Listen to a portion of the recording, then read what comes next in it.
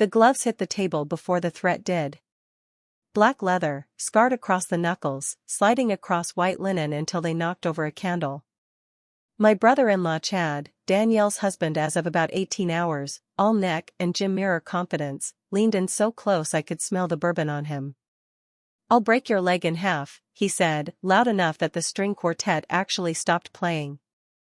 My daughter Lily, 7 years old, sitting 2 seats down in her flower girl dress, went stiff and small the way kids do right before they cry but haven't started yet.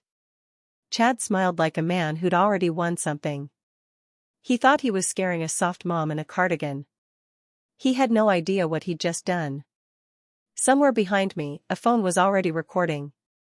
The wedding videographer had mounted a second camera near the sweetheart table for the toasts, the little red light blinking, and it caught every second of what happened next, caught it clean, caught it from an angle nobody could argue with later.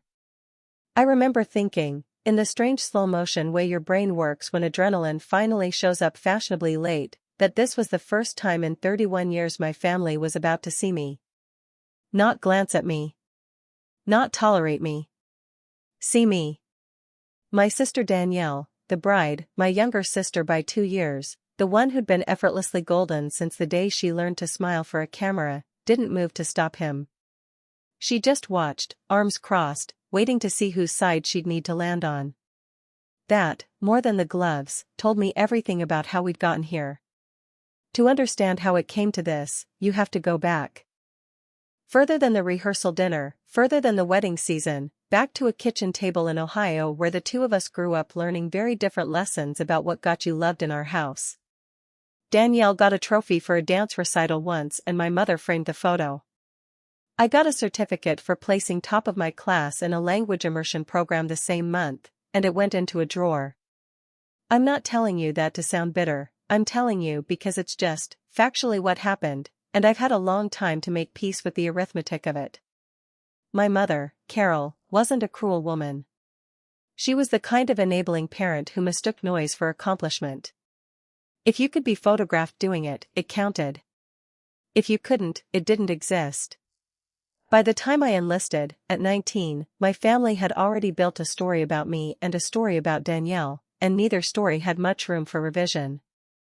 Danielle was going places, she said that herself, actually, more than once, at more than one holiday dinner, usually while refilling her wine.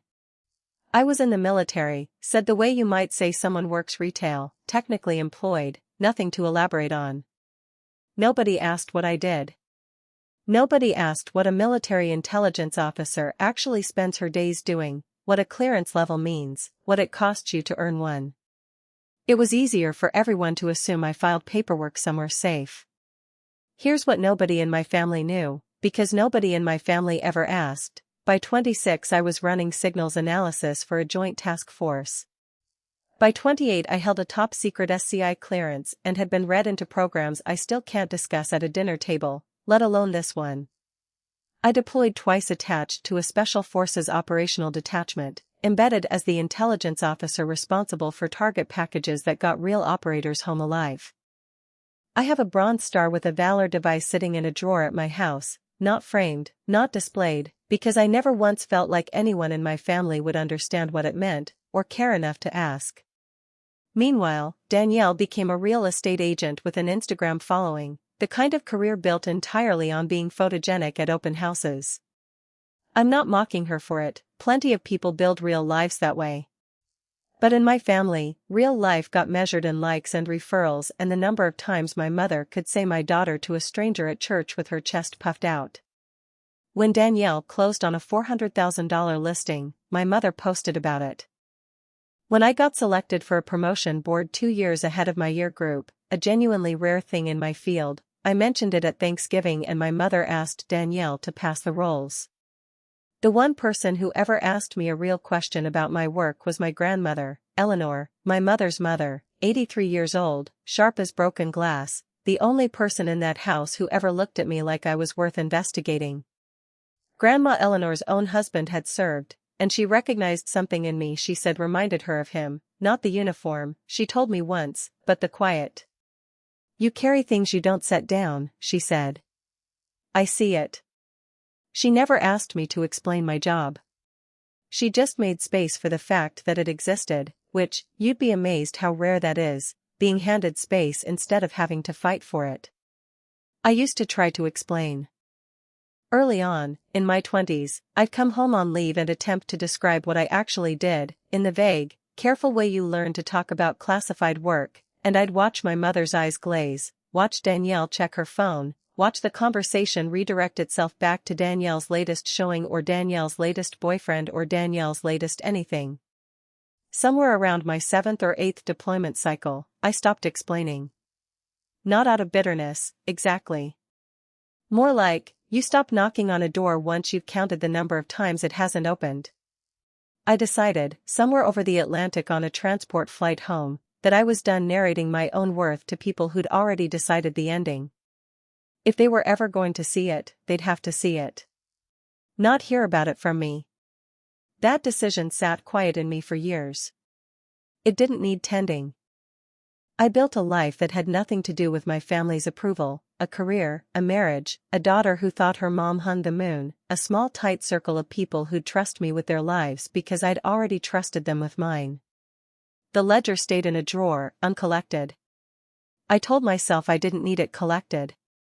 Then Danielle got engaged to Chad, and the wedding machine started up, and my mother started talking about how important it was that everyone show up as family, which, translated, meant show up, smile, and stay small. I RSVP'd. I brought Lily. I even brought my dress uniform in the garment bag in my trunk, tucked behind the suitcases, for reasons I hadn't fully admitted to myself yet. The rehearsal dinner was at a restored barn venue outside town, the kind of place with string lights and a signature cocktail named after the couple. Chad's family had flown in, his father, a blustery contractor named Ray, and a cousin who turned out to matter more than anyone at that table could have guessed, a man named Colonel Marsh, retired, Chad's godfather, seated near the head table because Chad had specifically wanted him there. I noticed him early. Military bearing doesn't disappear just because a man's traded the uniform for a golf shirt, you clock it in the posture, in how a person watches a room instead of just occupying it. I clocked him. I didn't think much of it yet. The trouble started small, the way it always does. Chad had been needling me all evening about what exactly I did for a living, the way people do when they've decided in advance not to believe the answer. I gave him the polite version, I'm an intelligence officer, Army, and he laughed, actually laughed, and said something about how his buddy's cousin was Special Forces, like real Special Forces, the implication being that whatever I did didn't qualify as real. I let it go. I've let 1,000 versions of that comment go over the years, I've got a whole ledger of them, tucked away and unread, but I let it go one more time for the sake of my sister's rehearsal dinner. It escalated over the toasts. Danielle made some offhand joke about how I used to be the quiet one, guess the Army didn't fix that, and the table laughed, and my mother laughed hardest of all, and something in me, not anger, exactly, more like an old, familiar tiredness, just sat there and absorbed it, one more entry in a column I'd stopped bothering to total. Then Chad, 3 bourbons deep, decided to turn it into a bit. He said something about arm wrestling the sister-in-law to prove who was really tough in this family, and everyone laughed again, and I smiled the way you smile when you've had decades of practice not giving people the reaction they're fishing for. But Lily had wandered close to the head table by then, drawn by the cake sample plates, and Chad, showing off now, playing to Colonel Marsh and Ray and the whole laughing table, grabbed the gloves out of his gym bag, the ones he'd apparently brought to show off after some fight he'd watched that week, and slammed them down in front of me. I'll break your leg in half, he said, and it wasn't a joke voice anymore, it had that ugly edge men get when they've decided a woman's silence means she's afraid of them. He said he'd put me in a wheelchair. He said it with my 7-year-old standing right there, watching her mother get threatened by a grown man twice her size, over cake. Something in the room actually went quiet. Danielle didn't say a word. My mother reached for her wine glass instead of reaching for her daughter. And in that silence, with the wedding videographer's little red light blinking steady from across the room, I felt the years of not explaining settle into something with weight, something ready. I want to tell you exactly how I planned what happened next, because it wasn't an accident, and it wasn't luck, and it certainly wasn't improvised in the heat of the moment. I'm not built that way, and 11 years in intelligence work doesn't leave room for improvisation when the outcome actually matters to you. The truth is, I'd already made a decision months earlier, quietly, the way I make most decisions, that if my family was ever going to see who I actually was, it would happen on their terms of proof, not mine. People like my mother don't believe words. They believe footage. They believe a man in a uniform standing up and saying it out loud in front of witnesses. So when the wedding invitations went out and I saw Chad's father's side of the family listed, and I recognized one name on that guest list, Colonel Marsh, retired, whom I actually knew slightly through a mutual colleague from a joint training exercise years back, I didn't say a word to anyone. I confirmed through my own channels, quietly, discreetly, the way you verify anything in my line of work before you act on it, that yes, this was the same Marsh, and yes, he'd remember me, because men like that remember the officers who kept their people alive. I reached out to him myself, 2 weeks before the wedding, one professional colleague to another, nothing dramatic, just a message letting him know I'd be at the same event, that I was Danielle's older sister, and that I looked forward to catching up. I didn't ask him to do anything. I didn't need to. I know how rooms like that work. I know that when a decorated officer recognizes another decorated officer, they don't stay quiet about it, especially not when they watch a civilian threaten her in front of a child. I also made sure my dress uniform was in the car.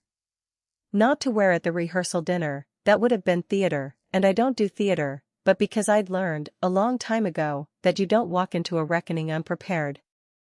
I packed my awards case. I brought my orders paperwork, the kind with the unit designation and the clearance-adjacent language that any actual service member would recognize instantly as legitimate. And I let the wedding videographer keep filming, because I already understood something my family never had, that the camera doesn't lie, and doesn't forget, and doesn't care whose feelings get hurt by the truth it catches. So when Chad slammed those gloves down and made his threat with that red light blinking steady across the room, I didn't reach for the gloves. I reached for my phone, calm as anything, and I looked at Colonel Marsh. "Sir," I said, "I think you and I have a mutual friend. Major Reyes, out of the Joint Task Force at Bragg." The change in that man's face was worth every single year of silence. Colonel Marsh set down his fork very slowly. "Wait," he said, and I watched the recognition land, watched him actually look at me for the first time that evening instead of past me. "You're Major Whitfield. Sarah Whitfield." He said my rank out loud, in front of the entire table, in front of my mother and my sister and my daughter and a man still holding a pair of MMA gloves like they meant something. I read the after-action on the Kandahar extraction. "That was your intelligence package. You're the one who called the abort on the bad route, saved that whole element." The barn went silent in a way I don't think it had ever been silent before. Chad's hand, still resting near the gloves, just stopped moving. "I'm sorry," my mother said, faintly, to no one in particular, "I don't understand. Sarah does paperwork." "Your daughter," Colonel Marsh said, and his voice had gone hard now, the voice of a man who does not enjoy being made a fool of at a family dinner, "holds a Bronze Star with Valor. She spent more time outside the wire than half the men I commanded in 26 years of service. And your son-in-law just threatened to break her leg in front of a 7-year-old. I want to tell you I felt triumphant. What I actually felt was quieter than that, something closer to relief, the specific relief of finally setting down something heavy you've been carrying so long you forgot it had weight. Chad's face had gone the color of the tablecloth. Danielle was staring at me like she was seeing a stranger, which, in a way, she was. She'd never once bothered to meet the actual person sitting across from her at every holiday for a decade. Your special forces?" Chad said, and his voice had lost every ounce of the swagger it carried 30 seconds earlier. "Attached," I said. "Military intelligence. I ran the packages that told your special forces guys were not to die." I let that sit. "You want to talk about breaking legs, or you want to put the gloves away?" He put the gloves away. Ray, his father, actually apologized on his behalf, mortified, the way people get when their kid embarrasses them in front of someone with actual credibility in the room. My mother sat there with her wine glass halfway to her mouth, frozen, doing the math on 31 years of framed dance recital photos and unopened drawers. And that camera, that patient, unblinking little red light, caught every second of it, because of course it did. That's the thing about proof. It doesn't need you to defend it once it exists. Danielle found me in the parking lot afterward, mascara doing that thing mascara does when someone's cried more than they meant to. "Why didn't you ever tell us?" she said, and it wasn't really a question, it was an accusation dressed up as one. "I did," I said. "For about 15 years. Y'all just never asked a follow-up question." I wasn't cruel about it. I didn't have the energy to be cruel, honestly, mostly I just felt tired, and a little bit like a door I'd been holding shut for a long time had finally clicked into a lock, one that didn't need my hand on it anymore. The wedding happened the next day, because weddings do, regardless of what shatters the night before. I went. I wore the uniform this time, not for spectacle, but because Lily asked me to, and because some part of me wanted my grandmother, Eleanor, sitting in the second row in her good church dress, to see me stand up in it in front of everyone who'd spent 3 decades deciding I wasn't worth a second glance. She cried before I even got to my seat. She didn't need footage. She'd always known. My mother tried to talk to me at the reception, a stilted, half-formed apology about how she didn't realize and wished I'd said something sooner, and I let her get through it, because I'm not in the business of making people beg, but I also didn't pretend it undid anything. Some doors, once you've stopped knocking on them, don't need to be reopened just because someone finally answers. It's been 8 months since that rehearsal dinner. I got promoted again this spring, lieutenant colonel now, a board select, 2 years ahead of schedule, same as always, except this time the ceremony had people in the audience who actually understood what the pin meant. My unit threw me a dinner afterward, a long table full of people who'd trusted me with their lives on 4 continents, who never once needed a camera to know exactly who I was. Colonel Marsh sent a card. My grandmother sat at the head of that table like she'd earned the seat herself, which, in every way that mattered, she had. Danielle reached out around the holidays, tentative, careful, the way people talk to someone they're not sure has forgiven them yet. I answered. I was warm, even. I sent Lily's cousin a birthday gift. I showed up to the family photo my mother organized for Christmas. But I noticed something in myself that hadn't been there before. I wasn't performing closeness anymore. I wasn't auditioning for a family that had already returned its verdict on me years ago and only recently discovered it might have graded on the wrong scale. There's a difference between being present and being desperate to be seen, and for the first time in my life, I only had to manage one of those. My mother still doesn't fully understand my job. She's tried, in her way, she asks questions now, real ones, and I answer what I can. It's not everything I wanted from her at 9 years old, or 19, or 29. But it's something, and I've learned that recognition doesn't have to arrive wrapped in reconciliation to still be worth something. Some ledgers just get closed instead of settled. If you're the quiet one in your family, the one whose accomplishments went in a drawer while someone else's got framed, I want you to hear this clearly: you don't owe anyone a running explanation of your own worth. Let the proof speak when it's ready to. It usually knows better timing than you do. If this story hit close to home, tell me yours in the comments. I read every single one, and I promise, you're not the only invisible child who turned out to be the one people should have been paying attention to all along.